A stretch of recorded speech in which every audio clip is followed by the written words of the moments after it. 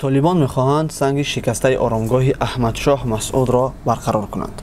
قبلا وزارت کارهای داخلی افغانستان اظهارات را درباره تخریب قبر مسعود از جانب جنگجویان رد کرد. نوارهای مجسمه شکسته که در شبکه‌های اجتماعی پخش شده بود و گفت نمایندگان این شعبه قلبکی و فتوشاپ است.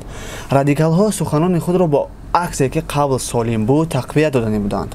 بعدتر عکس‌ها و نوارهای دقیق پیدا شدند که از اصل وضع در آرامگاه مسعود قصه می‌کردند. از این نوارها دیده می‌شود که نه تنها سرپوش شیشگی مجسمه بلکه سنگ آرامگاه نیز آسیب دیده است.